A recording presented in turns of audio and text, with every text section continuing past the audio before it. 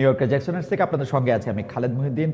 দীর্ঘদিন পরে বাংলাদেশে সত্যিকার একটি নির্বাচনের মুখোমুখি পুরো বাংলাদেশের জনগণ। কারা ক্ষমতায় আসছেন, কারা ক্ষমতায় আসছেন না তা নিয়ে যেমন আলোচনা চলছে, তেমনি চলছে জরিপ, তেমনি পাশাপাশি এটিও চিন্তা করা হচ্ছে যে এই যে এক মাসের ঠিক এক মাস সময় আছে, সেই এক মাসের মধ্যে কতটা নিরাপদ থাকবে বাংলাদেশ, ভোটের দিনেও আসলে কি হবে, নির্বাচন পরিচালনা কমিটি বা নির্বাচন যারা পরিচালনা করছেন তারাও কিভাবে আসলে নির্বাচনটা কি দেখছেন, এসব নিয়ে কথা বলার জন্য আমাদের সঙ্গে আজ রয়েছেন সংগঠক জনাব সার্জিস আলমের। জনাব সার্জিস আলম আমাদের সাথে কথা হয়েছে কিছুক্ষণ আগে, তিনি আমাদের সাথে যুক্ত হবেন সেটাও জানিয়েছেন।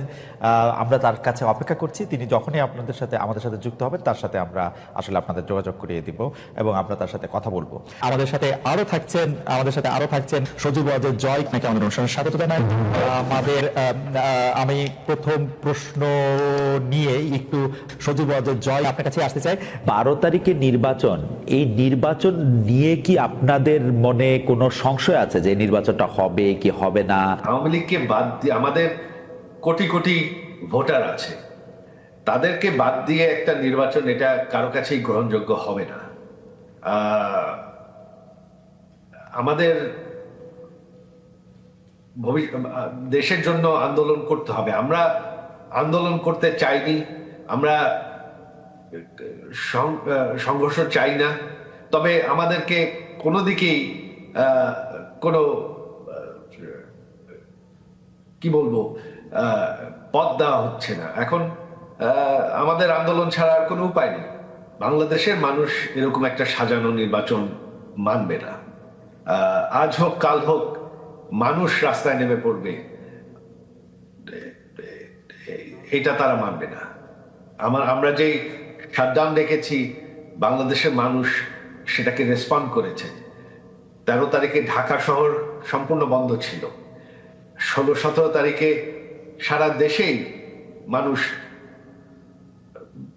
বন্ধ রেখেছে। তিনি মানতে রাজি না। দেশের মানুষও এখন ভীষণ অসন্তুষ্ট।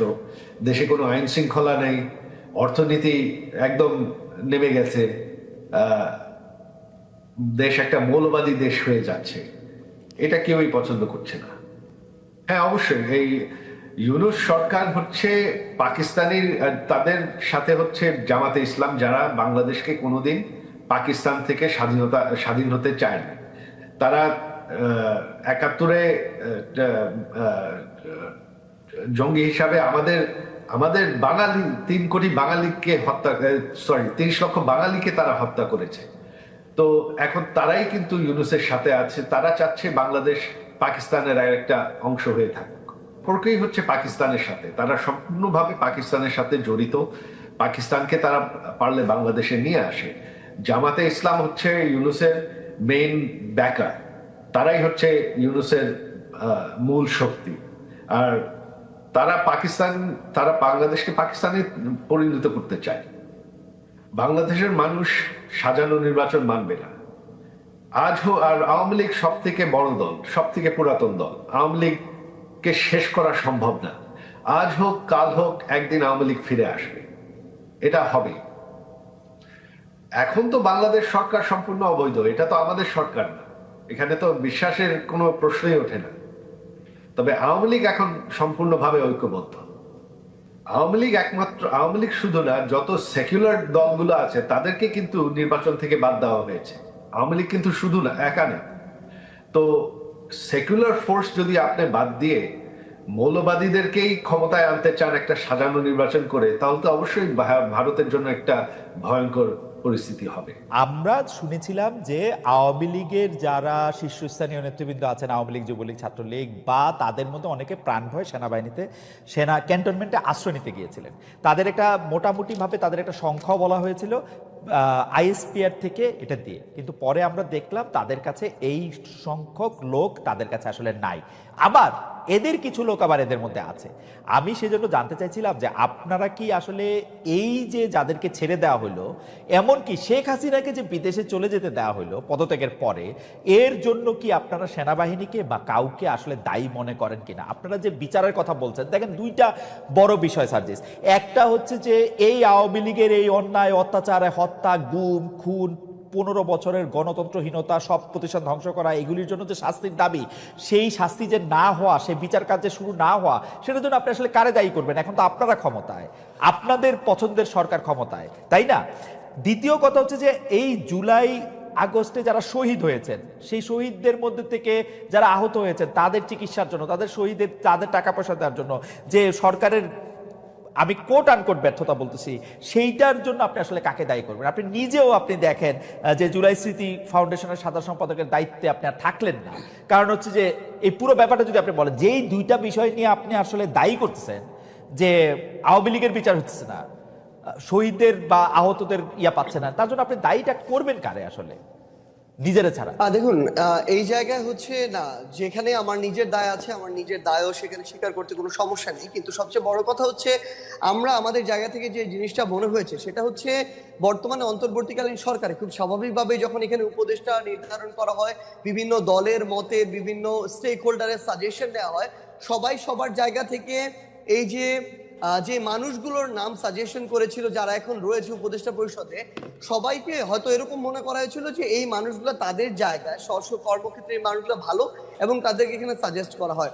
কিন্তু আমার জায়গা থেকে, আমার ব্যক্তিগত জায়গা থেকে মনে হচ্ছে এখন যারা আমাদের এই জায়গায় উপদেষ্টা পরিষদে রয়েছেন, অনেকের ক্ষেত্রে এই জিনিসটা খাটে। তারা হয়তো মনে করছেন যে বাংলাদেশের যে মানুষ যারা রয়েছে তারা হয়তো হয় তাদের মতোই সবাই ভালো, না হয় তারা মনে করছেন যে এই মানুষগুলো খুব দ্রুত ভালো হয়ে যাবে, একটা সুযোগ দিয়ে দেখি।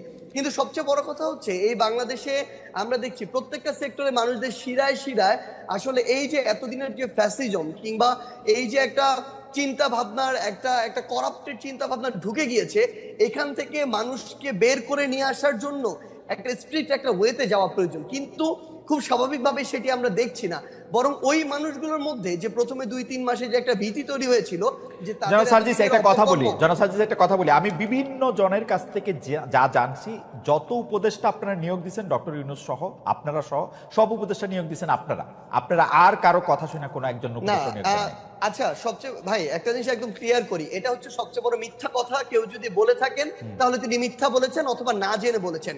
এখানে বিএনপি তাদের সরাসরি তাদের মত ছিল, তাদের সাজেশন ছিল, জামায়াতের মত ছিল, তাদের সাজেশন ছিল, অন্যান্য রাজনৈতিক দলগুলোর জায়গা থেকে নামের সাজেশন ছিল, বাংলাদেশ সেনাবাহিনীর পক্ষ থেকে সাজেশন ছিল, শিক্ষার্থীদের পক্ষ থেকে সাজেশন ছিল, সিভিল সোসাইটির পক্ষ থেকে সাজেশন ছিল। আমরা শুনছি শুধু আপনাদের সাজেশন নেওয়া হয়েছে, আর কারো সাজেশন নেওয়া হয় না ভাই। এবং সবচেয়ে বড় কথা, ইভেন এখানে প্রফেসর ডক্টর মোহাম্মদ ইউনূস যখন তাকে প্রধান উপদেষ্টা হিসেবে আমরা আমাদের জায়গা থেকে প্রস্তাব করি এবং তিনি সেখানে পজিটিভ একটি রেসপন্স করেন, তখন তার জায়গা থেকেও সাজেশন ছিল এরকম যে আমি এই পরিষদটাকে যদি কন্টিনিউ করতে চাই, এখানে আরো 2-3 জন এই মানুষকে প্রয়োজন এই জায়গাগুলোতে উপদেষ্টা পদে। সো এখানে প্রায় 5 থেকে 6টি স্টেক হোল্ডারের সরাসরি অংশগ্রহণ ছিল, সরাসরি তাদের সাজেস্ট করা যে উপদেষ্টারা তারা এখন রয়েছেন। কেউ যদি এটা স্বীকার করতে না চান, অবশ্যই এটা সৎ সাহসের তাদের অভাব। এখন যদি এই কথাটি বলি যে এখানে যে জিনিসটা আমরা আমাদের জায়গা থেকে দেখতে পাচ্ছি, সরকারের আসলে অনেক উপদেষ্টার নর্মাল সময়ে যেরকম একজন মন্ত্রী অ্যাক্টিভলি এখানে পার্টিসিপেট করার কথা, গার্ডস দিয়ে বোল্ডনেস শো করে কাজ করার কথা, অনেক উপদেষ্টার ভিতরে আমরা এখন সেটা দেখতে পাচ্ছি না। তারা গতানুগতিক তাদের যে অফিস ওয়ার্ক, সেই অফিস ওয়ার্ক গুলো তারা তাদের জায়গা থেকে করছেন।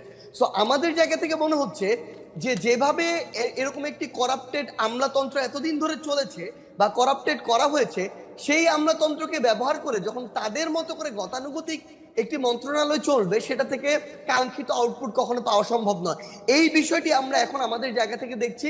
এই যে বিচারিক যে প্রক্রিয়াটি, আপনি সেনাবাহিনীর এখানে ক্যান্টনমেন্টে প্রায় 6 শতাধিক বিভিন্ন মানুষজন তাদের আত্মগোপনে থাকার কথা যেটি বলছেন, আমরা আমাদের জায়গা থেকে বৈষম্য বিরোধী ছাত্র আন্দোলন প্ল্যাটফর্ম, জাতীয় নাগরিক কমিটি প্ল্যাটফর্ম, এই জায়গা থেকে আমরা সরকারকে পুশ করেছি। আমাদের যারা ছাত্র উপদেষ্টা 3 জন রয়েছে সরকারের, তাদেরকে বলেছি, তারা তাদের জায়গা থেকে সরকারকে বলেছে, সেনাবাহিনীকে বলেছে। সেই জায়গায় সেনাবাহিনী একটা রিপোর্টও দিয়েছে। শেষ করে একটু, সেই রিপোর্টে যেটি দেখানো হয়েছে যে রাজনীতিবিদ যারা ছিল তাদের সংখ্যাটা বেশ কম, ইভেন এটা 100-রও নিচে, তারা বলছেন অ্যারাউন্ড 50-এর মতো। এবং এই জায়গাটার সংখ্যাটা সবচেয়ে বেশি হচ্ছে কিছু পুলিশ কর্মকর্তা, কিছু আমলাতন্ত্রের কিছু আমলা, তারা তাদের পরিবার সহ ওই বিভিন্ন বাড়িগুলোতে তাদের আত্মীয় স্বজন বাসায় আশ্রয় নিয়েছিলেন। এবং সবচেয়ে বড় সংখ্যাটা হচ্ছে আমলা এবং পুলিশ, যারা এই হত্যাযজ্ঞের সাথে সরাসরি জড়িত ছিলেন, যারা ওই আমলাতন্ত্রে বসে শেখ হাসিনাকে সার্ভ করেছেন। সেই জায়গায় এখন সবচেয়ে বড় যে সমস্যাটি হচ্ছে, তারা কিছুদিন আত্মগোপনে বা কাজে ঠিকমতো অংশগ্রহণ না করে এখন বিভিন্ন ফর্মে আবার অংশগ্রহণ করছেন, কিন্তু সরকারের জায়গায় যে একটি স্ট্রিক্ট হয়ে যে একটি ব্যবস্থা নেওয়ার যে প্রক্রিয়াটি, সেটি আমাদের জায়গা থেকে আমরা দেখছি না। বরং আমরা যেটি দেখছি যে ওই আমলাতান্ত্রিক যে বিচারিক প্রক্রিয়া, ওই জায়গায় সরকার এখন ঢুকে সেই প্রসেসের মধ্যে দিয়ে যাচ্ছে। জনাব সার্জিস, আপনি তো আসলে বাংলাদেশে এবং আপনি বাংলাদেশের মোটামুটি 5 জন গুরুত্বপূর্ণ লোকের একজন, আপনি ভালো বলতে পারবেন। আপনি আমাকে একটু বলেন তো, আপনি বললেন যে উপদেষ্টারা আসলে তাদের দায়িত্ব পালন করার ক্ষেত্রে অনেকটা, মানে আমি কি বলবো, যে অনেকটাই পরিচয় দিচ্ছে না, কিন্তু আমি দূর থেকে বাংলাদেশটাকে যা দেখি, যে বাংলাদেশটাকে চালাইতেছেন আপনারা 3 জন, যে সমন্বয়ক উপদেষ্টা পরিষদে আছেন সেই 3 জন, এবং আপনি এবং জনাব হাসনাত আব্দুল্লাহ, আপনারা 5 জন যদি ধরে নেই, তাহলে এই যে কি জানি বলে নাগরিক কমিটির জনাব পাটোয়ারি, জনাব আক্তার, তারাও কিছুটা সরকার চালাচ্ছেন। আপনারা সব জায়গায় সালিশ মোকদ্দমা করতেছেন, আপনাদের কথায় আপনারা বদলি করতেছেন, আপনাদের কথা আমি যা শুনি আর কি, এগুলি কি মিথ্যা? মানে উপদেষ্টাদের মধ্যেও অনেকে এইটি দেখতেছেন যে আপনারা যেটা বলতেছেন, আপনারা যেদিকে যাইতেছেন দেশটা সেদিকেই যাচ্ছে। ব্যাপারটা এরকম না? মানে আমরা জাস্ট আপনাকে একটা জিনিস বলি ভাই, হ্যাঁ। মানে এই মুহূর্তে সবচেয়ে বড় সমস্যাটা যে জায়গাটাতে হয়েছে সেটা হইতেছে এই আমরা আসলে এই অভ্যুত্থানের সামনের সারিতে থাকার কারণে মানুষের এক্সপেকটেশনের কেন্দ্রবিন্দু হয়ে গেছে অল্প কিছু মানুষ, এবং এই জায়গাটাতে আমাদের এঙ্গেজমেন্টের জায়গা, যেমন আজকে যদি দেখেন আমার শহীদ পরিবার আজকে তাদের দ্রুত বিচারিক এই প্রক্রিয়ার জন্য তারা শাহবাগে আজকে অবস্থান করলো। এই শহীদ পরিবারের সাথে আমাদের গিয়ে কথা বলতে হয়, তাদের হয়ে কথা বলতে হয় দ্রুত যেন বিচারিক প্রক্রিয়াটা, অর্থাৎ সরকারের একটা অংশ হয়ে আমাদেরকে আবার এই মানুষগুলো লং টার্ম সাস্টেইনের জন্য বাংলাদেশের এই যে মানুষগুলো তরুণ প্রজন্ম যারা নতুন করে চিন্তা করছে, স্বপ্ন দেখছে, এই অভ্যুত্থানের স্পিরিটটাকে আমরা যদি ধারণ করতে চাই, আমাদের ওইরকম একটা পলিটিক্যাল প্ল্যাটফর্ম প্রয়োজন যেটা থেকে আমরা নতুন করে এই স্বপ্নটা ক্যারি করার আমাদের বেস্ট